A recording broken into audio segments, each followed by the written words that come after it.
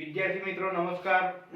આજે આપણે એકાઉન્ટ ભાગ 1 માં ચેપ્ટર નંબર 5 ભાગીદારના પ્રવેશ વિશે આપણે જોઈશું। આ ચેપ્ટર માંથી એક એમસીક્યુ અને 8 માર્કનો દાખલો પૂછાય જ છે। 8 માર્કનો દાખલો છે, મોટો પૂછાય છે, એટલે આ ચેપ્ટર માંથી આજે આપણે મોટા દાખલાની શરૂઆત કરીશું। એમાં ચોપડીમાં સ્વાધ્યાયનો 8મો દાખલો આપણે શરૂઆત કરીશું, જે પેજ નંબર 208 ઉપર આવેલ છે। હવે ખાના મેં દોરી દીધા છે। આ ખાતામાં આ ચેપ્ટરમાં પહેલું પુનઃમૂલ્યાંકન ખાતું, રોકડ બેંક ખાતું, ભાગીદારોના મૂડી ખાતા, પાકું સરવૈયું, આટલા 4 ખાતા તમારે કમ્પલસરી બનાવવા પડે મોટા દાખલામાં। હવે દાખલાની હું રકમ વાંચું છું। દાખલા નંબર 8 પેજ નંબર 208 માં આભા અને બીના 2:1 ના પ્રમાણમાં નફો નુકસાન વહેંચતા એક પેઢીના ભાગીદારો છે। 31/3/2017 ના રોજ તેમની પેઢીનું પાકું સર્વે નીચે મુજબ છે।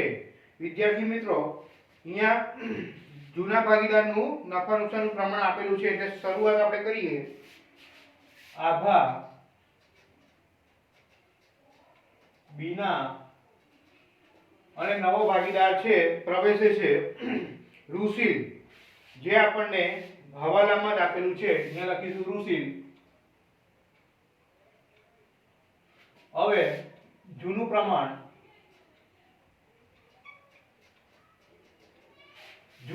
આપણને આપેલું છે પહેલી જ લાઈનમાં 2:1 નું, એટલે અહીંયા લખીશું 2:1 બરાબર।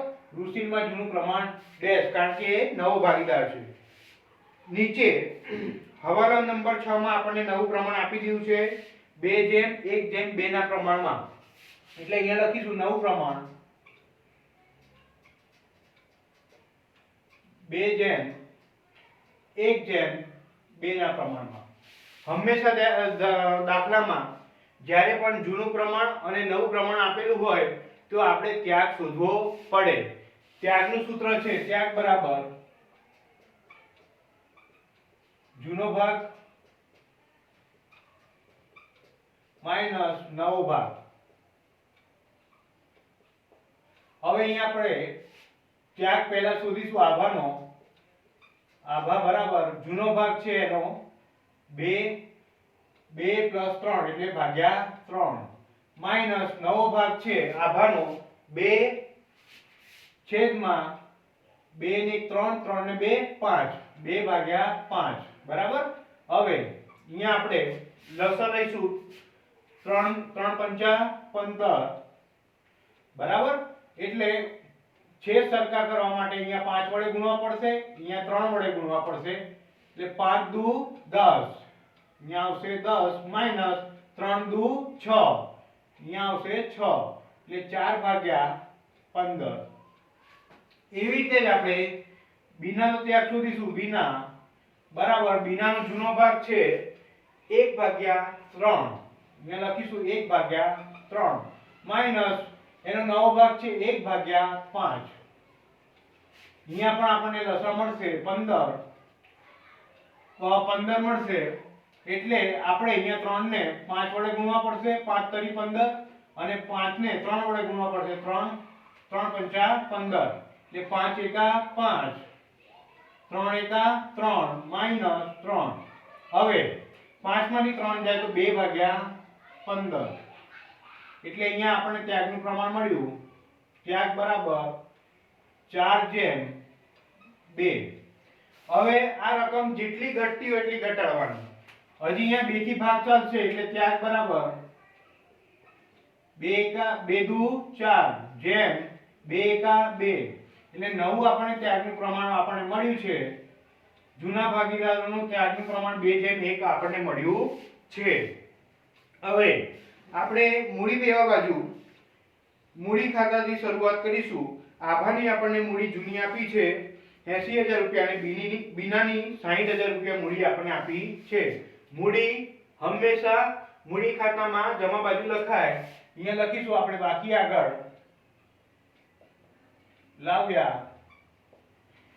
આભામાં લખીશું 80000 રૂપિયા,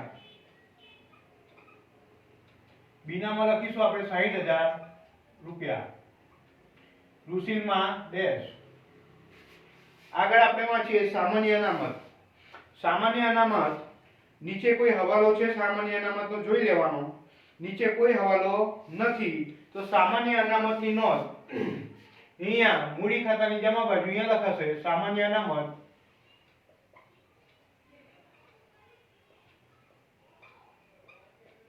હવે સામાન્ય અનામત છે આપણી જોડે 18000 રૂપિયા જે જૂના ભાગીદારો વચ્ચે જૂના પ્રમાણમાં વેચાશે એટલે 18000 ગુણ્યા 2 ભાગ્યા 3 કરીશું તો આભામાં આવશે 12000 રૂપિયા અને 18000 ગુણ્યા 1 ભાગ્યા 3 કરીશું તો આપણને બીનામાં મળશે 6000 રૂપિયા. અહીંયા ડેશ. ત્રીજી વસ્તુ છે કારીગર વળતર અનામત. નીચે જોઈ લેવાનો કોઈ હવાલો નથી ને તો નીચે કોઈ જ હવાલો નથી એ પણ એવી રીતે જ આપણે વેચીશું. કારીગર અકસ્માત કારીગર વળતર અનામત. કારીગર વળતર અનામત આપણને રૂપિયા આપ્યા છે 4500 રૂપિયા. 4500 રૂપિયા ગુણ્યા 2 ભાગ્યા 3 કરીશું તો આપણને રકમ મળશે 3000 રૂપિયા અને અહીંયા આવશે 1500 રૂપિયા. 1500 કેવી રીતે આયા? 4500 રૂપિયા ગુણ્યા 1 ભાગ્યા 3 કરીશું એટલે આપણને 4500 રૂપિયા મળશે. પછી રોકાણ અનામત. રોકાણ અનામતમાં નીચે કોઈ હવાલો છે નથી. રોકાણ અનામત આપણને 1500 રૂપિયા આપેલા છે તો આપણે લખીશું રોકાણ અનામત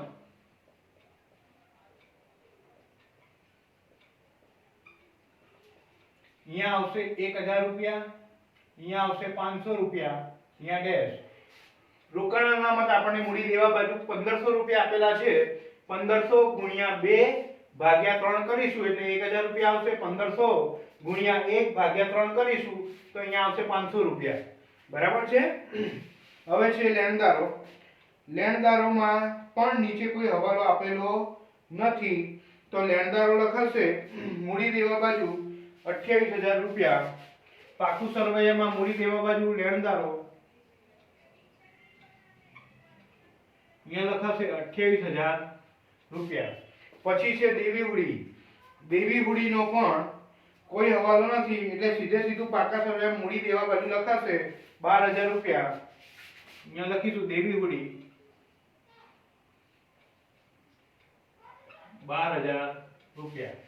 હવે આપણે મિલકત લેણા બાજુ આવી જઈએ કારણ કે મૂડી દેવા બાજુની બધી જ વિગતો પૂર્ણ થઈ ગઈ છે. હવે મિલકત લેણા બાજુ આવી ગઈ. પાઘડી આપણને આપી છે જૂની પાઘડી આપણને 18000 રૂપિયા આપી છે.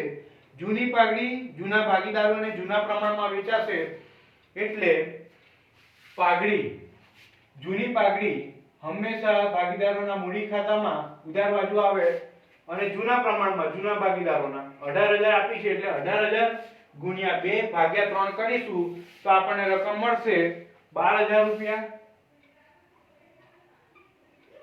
પછી 18000 ગુણ્યા 1 ભાગ્યા 3 કરીશું તો આપણને રકમ મળશે 6000 રૂપિયા. રૂસીલમાં ડેશ. પછી જમીન મકાન. જમીન મકાનનો નીચે કોઈ હવાલો આપેલો છે તો જોઈ લેવાનું. જમીન મકાન આપણને 72000 આપેલા છે.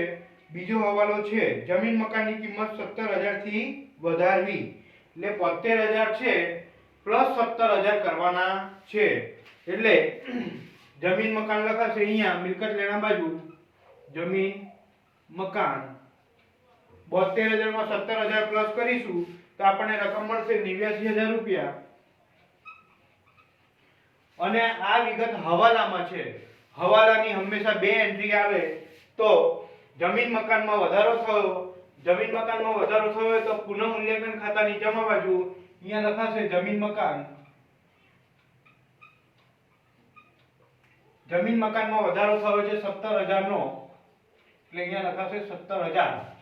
પુનઃ મૂલ્યાંકનમાં જ્યારે પણ કોઈ પણ વસ્તુનો વધારો થાય તો જમા બાજુ લખાય અને દેવામાં વધારો થાય તો અહીંયા ઉધાર બાજુ લખાશે. આગળની વિગત જોઈએ. યંત્રો આપણને 40000 ના આપેલા છે તો આ હવાલા નંબર 3 માં યંત્રોની કિંમત 35000 સુધી ઘટાડવી, 32,000 સુધી ઘટાડવી એટલે 32,000 રૂપિયા રાખવાની છે. તો અહીંયા આપણે યંત્રો લખીશું, યંત્રો અહીંયા લખીશું 32,000 રૂપિયા. હવે એકચ્યુઅલી કિંમત છે 40,000 રૂપિયા અને હવે નવી કિંમત છે 32,000 રૂપિયા, એટલે યંત્રોમાં ઘટાડો થયો છે. ઘટાડો થાય તો હંમેશા પુનઃમૂલ્યાંકન ખાતાની જમા બાજુ યંત્રો 8,000 નો ઘટાડો થયો છે. હવે આગળ જોઈએ તો હવે છે સ્ટોક. સ્ટોકની નીચે કોઈ હવાલો આપેલો છે તો નથી આપેલો, તો સ્ટોક આપણે ડાયરેક્ટ લખીશું સ્ટોકમાં 36,000 રૂપિયા. તો અહીંયા લખીશું સ્ટોક 36,000 રૂપિયા. પછી છે દેવાદારો. દેવાદારો પર દેવાદારો છે 24,000 ના માઈનસ ગાલખાત અનામત 2,000 રૂપિયા. ગાલખાત અનામતનો કોઈ હવાલો આપેલો છે તો હા, ચોથા નંબરનો હવાલો આપેલો છે દેવાદારો પર 10% ગાલખાત અનામત રાખવી. પહેલા આપણે લખ્યું દેવાદારો. દેવાદારો છે 24,000 રૂપિયા માઈનસ ગાલખાત અનામત 10% કીધી છે આપણે, 10%. એટલે 24,000 ના 10% કરીશું તો અહીંયા આવશે 2,400 રૂપિયા. 24,000 માંથી 2,400 બાદ કરીશું તો આપણે રકમ મળશે 21,600. હવે જો વિદ્યાર્થી મિત્રો, ગાલખાત અનામત જૂના પાકા સરવૈયામાં 2,000 છે અને નવી ગાલખાત અનામત 2,400 છે. ગાલખાત અનામત એ દેવું કહેવાય, એટલે દેવામાં વધારો થયો. કેટલો? 400 રૂપિયાનો. જૂના પાકા સરવૈયામાં ગાલખાત અનામત છે 2,000 અને નવામાં 2,400 છે, એટલે 400 રૂપિયાનો વધારો થયો દેવામાં. એટલે અહીંયા લખીશું ગાલખાત અનામત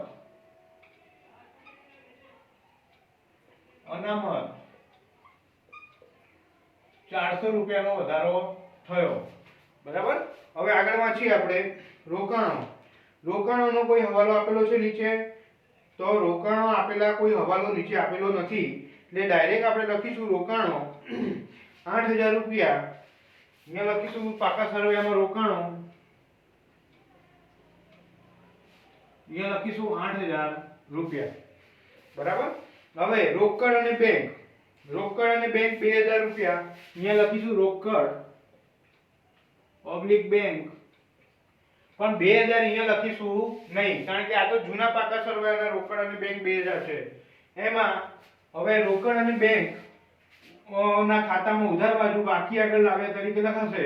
બાકી આગળ લાવ્યા 2,000 રૂપિયા. બરાબર. હવે નવી જે રકમ આવશે આપણે અહીંયા લખીશું. પછી છે જાહેરાત ઝુંબેશ ખર્ચ. જાહેરાત ઝુંબેશ ખર્ચ એ આપણે ભાગીદારોના મૂડી ખાતાની ઉધાર બાજુ લખીશું અને જૂના ભાગીદારોના જૂના પ્રમાણમાં વેચીશું. જાહેરાત ઝુંબેશ ખર્ચ, જાહેરાત ઝુંબેશ ખર્ચ. જાહેરાત ઝુંબેશ ખર્ચ આપણને આપેલો છે 6,000 રૂપિયા. એટલે 6,000 રૂપિયા ગુણ્યા 2 ભાગ્યા 3 કરીશું તો આપણને રકમ મળશે 4,000 રૂપિયા. એવી રીતે 6,000 ગુણ્યા 1 ભાગ્યા 3 કરીશું એટલે આપણને રકમ મળશે 2,000 રૂપિયા. રૂસીલમાં ડેશ.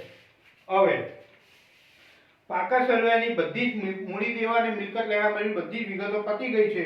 કોઈ હવાલો બાકી રહેતો નથી, એ જોઈ લેવાનું. તો પહેલા તેઓએ 1/4/2017 ના થી રૂસીલને નવા ભાગીદાર તરીકે નીચેની શરતોએ દાખલ કર્યો. રૂસીલ 1 લાખ રૂપિયા મૂડી તરીકે અને 24,000 પાઘડી પેટે રોકડા લાવશે. વિદ્યાર્થી મિત્રો, જ્યારે પણ નવો ભાગીદાર આવે ત્યારે મૂડી પેટે રોકડા લાવે છે અને પાઘડી પેટે પણ રોકડા લાવે છે. હવે એની આમનોંધ આપણે અહીંયા જોઈશું. પહેલા આમનોંધ રોકડા લાવે છે એટલે પહેલી આમનોંધ થશે રોકડ ખાતે ઉધાર.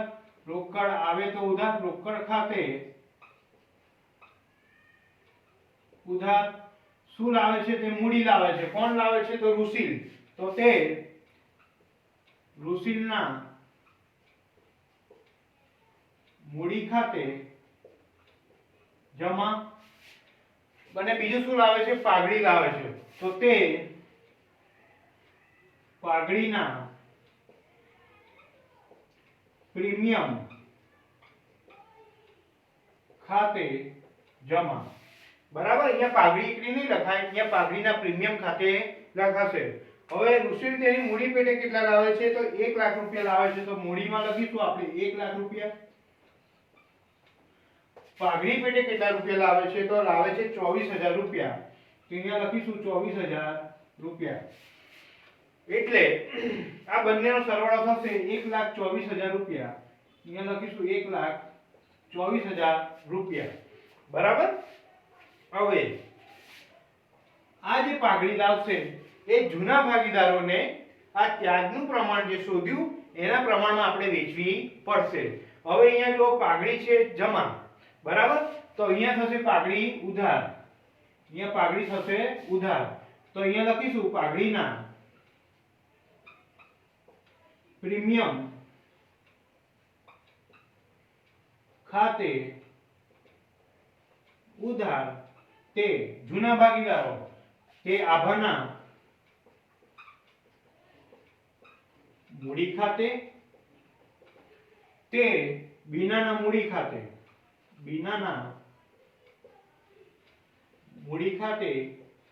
જમા.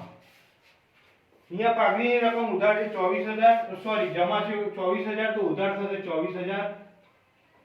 હવે આ 24,000 છે આપણે અહીંયા ત્યાગનું પ્રમાણ શોધ્યું એના પ્રમાણમાં વેચવાની છે. એટલે 24,000 ગુણ્યા 2 ભાગ્યા 3 કરીશું તો આભામાં આપણને રકમ મળશે 16,000 રૂપિયા. એવી રીતે 24,000 ગુણ્યા 1 ભાગ્યા 3 કરીશું તો આપણને રકમ બીનામાં મળશે 8,000 રૂપિયા. વિદ્યાર્થી મિત્રો, આપણે અહીંયા આમનો તો લખી, હવે એની ખતાવણી કરીશું. રોકડ ખાતાની ઉધાર બાજુ આ બે વસ્તુની ખતાવણી કરીશું. રોકડ ખાતાની ઉધાર બાજુ ઋષિલના મૂડી ખાતે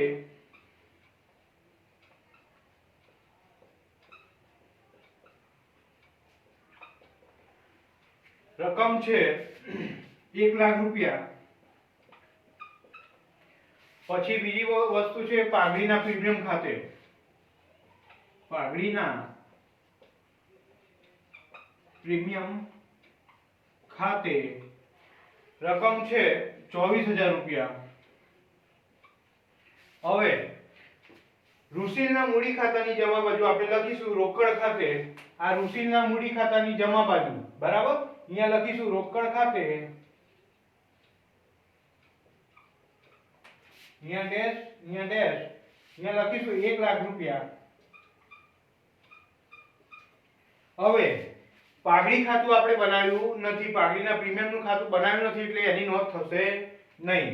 પછી અહીંયા પાઘડીનું પ્રીમિયમ ખાતું બનાવ્યું નથી એટલે એની નોંધ થશે નહીં. પરંતુ આભાના અને બીનાના મૂડી ખાતાની જમા બાજુ અહીંયા લખાશે પાઘડીના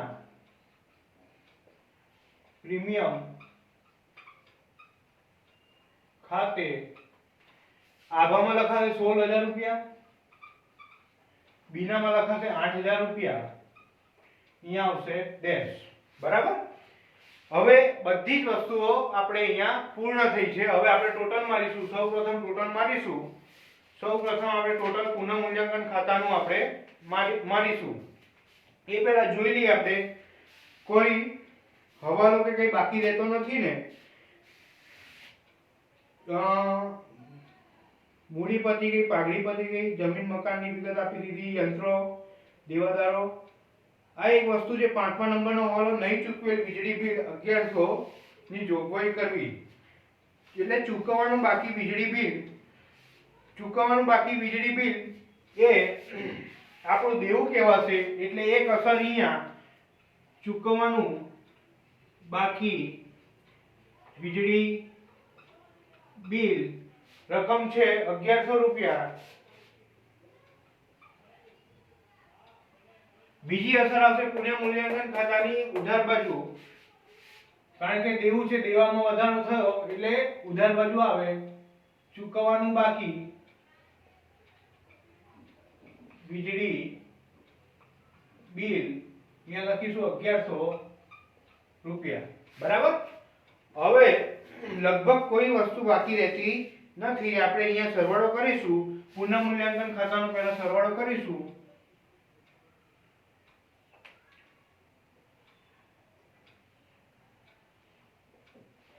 હવે અહીંયા જમા બાજુનો સરવાળો વધારે થશે 17000 રૂપિયા. અહીંયા પણ લખીશું 17000 રૂપિયા. હવે 17000 માંથી -8400 અને 1100 રૂપિયા બાદ કરીશું તો રકમ આપણને મળશે 7500. આ 7500 આયા એ નફો આવ્યો અને કૌંસમાં લખીશું મૂડી ખાતે. આ જે નફો છે જૂના ભાગીદારો વચ્ચે જૂના પ્રમાણમાં વેચાશે એટલે અહીંયા લખીશું આભા અને બીના. અહીંયા લખીશું 7500 ગુણ્યા 2 ભાગ્યા 3 કરીશું તો આપણે રકમ મળશે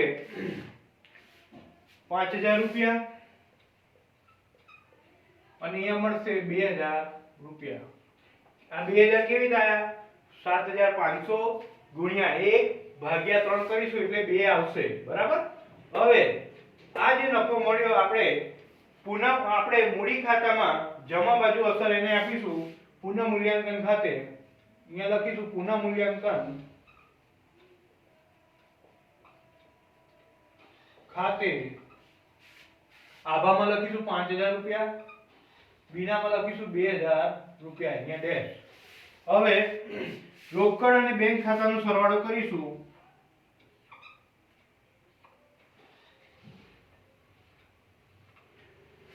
આ ત્રણેયનો સરવાળો થશે 1,26,000 રૂપિયા. 1,26,000 રૂપિયા. અહીંયા પણ લખીશું 1,26,000 રૂપિયા. અહીંયા બાકી આગળ લઈ ગયા હતા તો અહીંયા આવશે બાકી આગળ લઈ ગયા. અહીંયા બાકી આગળ લાવ્યા હતા તો અહીંયા બાકી આગળ લઈ ગયા. અહીંયા લખાશે 1,26,000 રૂપિયા. બરાબર. હવે આની બીજી અસર આવશે પાકા સરવૈયામાં. રોકડ અને બેંકમાં લખાશે 1,26,000 રૂપિયા. હવે આપણે મૂડી ખાતાનો સરવાળો કરીશું. આ બાજુ આભાના ખાનામાં જમા બાજુનો સરવાળો વધારે છે.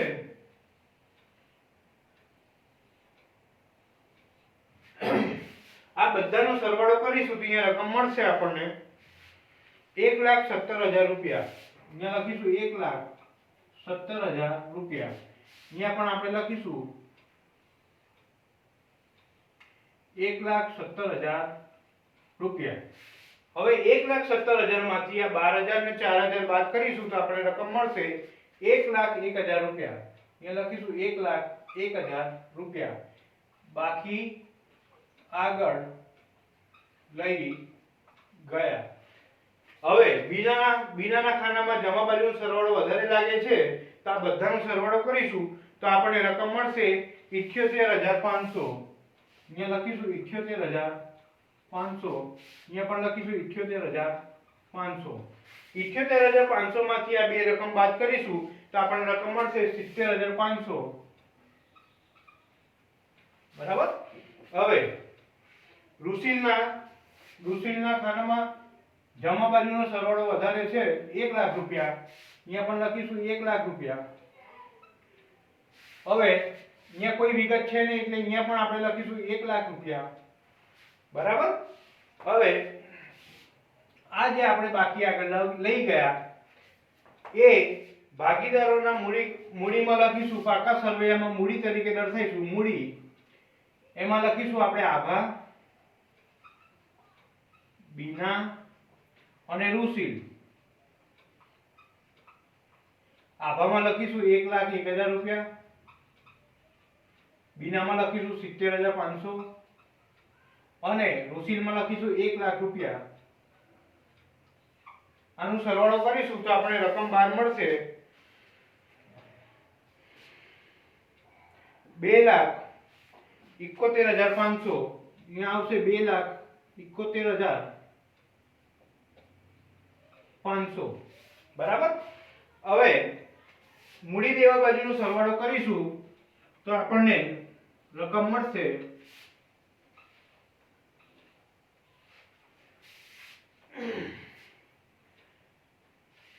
3,12,600 3,12,600 અને મિલકત લેણા બાજુનો સરવાળો કરીશું તો આપણને મળશે 3,12,600 3,12,600 બરાબર। અહીંયા આપણો દાખલા નંબર 8 પૂર્ણ થાય છે। અસ્સુ।